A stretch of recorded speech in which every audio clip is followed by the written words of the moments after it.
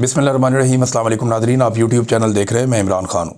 आज नाज़रीन बड़ा इंपॉर्टेंट दिन है इस लिहाज से कि पंजाब बार के इलेक्शंस हैं। मुकाबला एक मरतबा फिर इमरान खान साहब के हमायतियों में और मुखालिफों में है। पाकिस्तान में कहीं भी सियासत हो ना, अब यही दो चीज़ें बची हैं, या तो इमरान खान के हमायती बचें या उनके मुखालिफ बचें। और ये इलेक्शन हो रहा है जनाब पंजाब बार कौंसिल का। इस पर पाकिस्तान तहरीक इंसाफ की सियासत पर भी असर पड़ता है, क्योंकि ज़्यादातर मामला जो है सियासत के आजकल अदालतों में चले जाते हैं। और अदालतों में जहाँ पे वकला तंजीमें किसी पॉलिटिकल पार्टी की तगड़ी होती हैं, वहाँ उन्हें कुछ फ़ायदा भी होता है इस बात का, नाइंसाफ़ियों से बचने में उनको मदद भी मिलती है। तो पंजाब की जो पाकिस्तान तहरीक इंसाफ है, उन्होंने ये हुक्म भी जारी किया है कि तमाम जो अरकान हैं, चाहे वो अरकान असम्बली हैं, चाहे वो टिकट होल्डर्स हैं या ओहदेदारान हैं, वो सपोर्ट करें पाकिस्तान तहरीक इंसाफ के हमायत याफ्ता उम्मीदवारों को। तो दो तरह के उम्मीदवार हैं, इमरान खान साहब के हमायती और इमरान खान साहब के मुखालिफ। तो इलेक्शन का रिज़ल्ट आएगा रात को, आपके साथ मामला शेयर करेंगे। अगले एक दो वीलॉग्स में आपको इसकी तफसीलात बताएंगे कि पाकिस्तान तहरीक इंसाफ के उम्मीदवार जीत रहे हैं, हार रहे हैं, मामला कहाँ पहुँच रहा है। एक और इम्पॉर्टेंट खबर है, सुहेल अफरीदी जो है वो एस्टेब्लिशमेंट को भारी पड़ना शुरू हो गया। देखिए, इमरान खान साहब ने अपना अफरीदी लॉन्च किया, उसके मुकाबले में एस्टेब्लिशमेंट ने अपना अफरीदी लॉन्च किया। एस्टेब्लिशमेंट का जो अफरीदी है वो शाहिद अफरीदी है, और वो सिर्फ आप जानते हैं वो किस काम के लिए आते हैं। शाहिद अफरीदी साहब उन लोगों में से हैं जिन्हें लगता है कि जो करता है फ़ौज करती है, और जो भी होगा वो फ़ौज ही करके उनको देगी। हम फ़ौज की इज़्ज़त करनी चाहिए, एहतराम करना चाहिए, और उनकी कुर्बानियों का भी जो है वो अगर आप जायज़ा लें तो फ़ौज ने बड़ी कुर्बानियाँ भी दी हैं बाज़ औक़ात, और उन्होंने दहशतगर्दी के ख़िलाफ़ जंग में कुर्बानियाँ दी हैं, पाकिस्तान की सरहद की वो हिफाजत करते हैं, तो इस हिसाब से ठीक है। लेकिन शाहिद अफरीदी साहब जैसे लोग हैं वो ये जानते हैं कि पूरा सिस्टम जो है मिलिट्री एस्टेब्लिशमेंट चला रही है, तो वो मिलिट्री एस्टेब्लिशमेंट के सहारे अपनी ज़िंदगी को भी चलाने की कोशिश करते हैं। बहरहाल जो उन्हें कहा जाता है वो उसी चक्कर में पड़ जाते हैं। तो इमरान खान साहब का अफरीदी जो है वो अब इन एक्शन, उसने जो एक स्टेटमेंट दिया है उससे सूरत हाल तब्दील हो गई। जो सुहेल अफरीदी ने ये काम किया ना, ये बहुत ज़बरदस्त काम हुआ है, क्योंकि एस्टेब्लिशमेंट के देखें दो तीन चीज़ें ऐसी हैं जिनमें एस्टेब्लिशमेंट को प्रॉब्लम होती है। खैबर पख्तूनख्वा से एस्टेब्लिशमेंट को मसला क्या है? तीन चीज़ों का मसला है ना। नंबर एक, उन्हें मसला ये कि यहाँ से कोई तहरीक खड़ी ना हो जाए इमरान खान साहब की। अब जब गंडापुर साहब थे तब तो एस्टेब्लिशमेंट बड़ी खुश थी। शेर अफजल मरवत साहब ने यह दावा भी किया कि गंडापुर से आर्मी चीफ आसिम मुनीर भी बड़े खुश थे। तो इमरान खान साहब से, या तो इसका मतलब है इमरान खान साहब का फैसला ये भी ठीक निकला कि गंडापुर को हटा दिया जाए। क्योंकि देखें ना, एक आदमी से अगर इमरान खान भी खुश है और आसिम मुनीर भी खुश है, ये तो मुमकिन नहीं है। या तो एक आदमी इस वक्त, क्योंकि इमरान खान में और आसिम मुनीर में इस वक्त जो मामला पैदा हो चुका है ना, उस मामले के बाद या तो कोई शख्स आसिम मुनीर को खुश रख सकता है या इमरान खान को खुश रख सकता है। लेकिन अली अमीन गंडापुर साहब की मौजूदगी में खैबर पख्तूनख्वा से एस्टेब्लिशमेंट को ठंडी हवा आती थी, इतना कोई प्रॉब्लम होता नहीं था। तो एक तो प्रॉब्लम यह है कि खैबर पख्तूनख्वा से कोई तहरीक खड़ी नहीं होनी चाहिए। दूसरा ये है कि वहाँ के जो वसाइल हैं, मादनियात हैं, उनके हवाले से पूरी दुनिया की नज़र होती है। आपको पता है मादनियात पे मगरबी ममालिक के अंदर बहुत बड़े बड़े इन्वेस्टर्स बैठे हुए हैं, चाइना की भी नज़र इन्हीं मादनियात पे है। तो उन मादनियात का एक कंट्रोल जो है वो एस्टेब्लिशमेंट के पास होना चाहिए। दूसरी बात ये है, और तीसरा, खैबर पख्तूनख्वा के अंदर ऑपरेशन चलता रहना चाहिए। देखें, जितना ऑपरेशन चलता है ना किसी एरिया में, जब ऑपरेशन होता है तो फोर्सेस की उतनी ज़्यादा रेलिवेंसी बढ़ जाती है। जो ममालिक तरक्की कर रहे होते हैं ना, वहाँ सियासतदानों की रेलिवेंसी बढ़ती है। जिन ममालिक में तालीम और साइंस आगे जा रही होती है, वहाँ पे वजारत साइंस और वजारत तालीम की रेलिवेंसी बढ़ जाती है। जिन ममालिक में सियाहत बहुत ज़्यादा होती है, वहाँ वज़ीर आज़म के बाद सबसे इम्पॉर्टेंट वज़ीर सियाहत होता है। अब इसी तरह जो पाकिस्तान जैसा मुल्क है, वहाँ पे सारे मामलाती दिफाई हैं, लिहाजा जो दिफा के इदारे हैं वही इंपॉर्टेंट हो जाते हैं। वज़ीरों की तो यहाँ पे औकात कोई नहीं है, तो एस्टेब्लिशमेंट सारे मामला चलाती है। तो जितना ज़्यादा बदअमनी रहेगी उतनी ज़्यादा रेलिवेंसी रहेगी सिक्योरिटी फोर्सेस की। लिहाजा खैबर पख्तूनख्वा में एक ऑपरेशन और चाहिए। हालांकि लगातार खैबर पख्तूनख्वा में गुज़िश्ता कई दहाइयों से ऑपरेशन ही होते चले जा रहे हैं, लेकिन अमन नहीं आ रहा।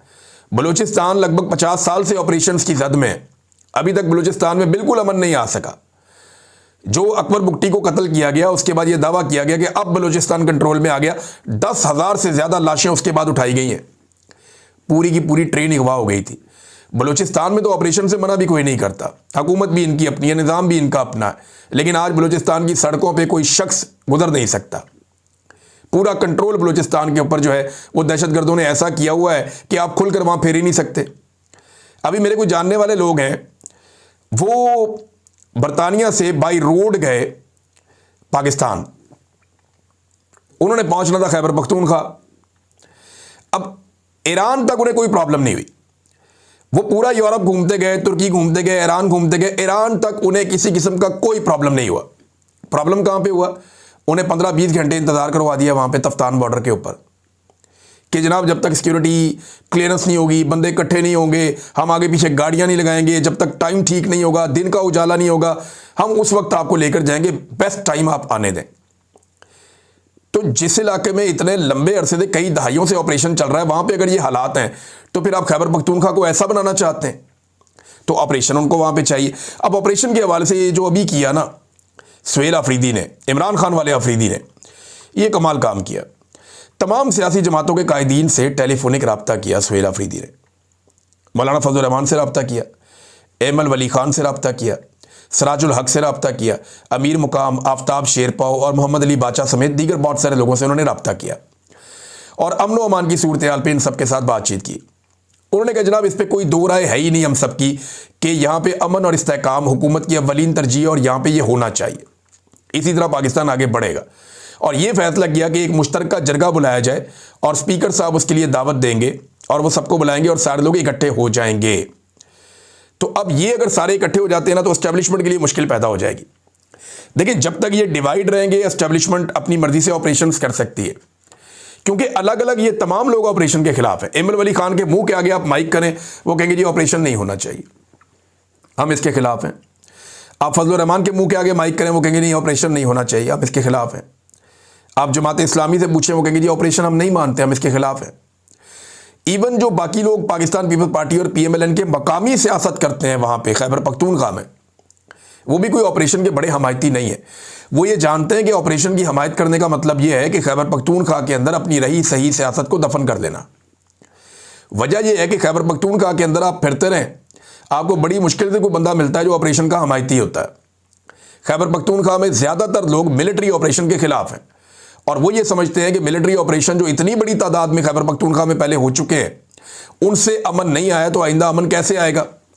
वो एक पॉलिटिकल सोल्यूशन चाहते हैं कि जनाब ठीक है, बैठे जरगा बुलाएं, बात करें, ताकत का इस्तेमाल रियासत ज़रूर करे, लेकिन उनके खिलाफ करे जो आगे से गोली चलाते हैं।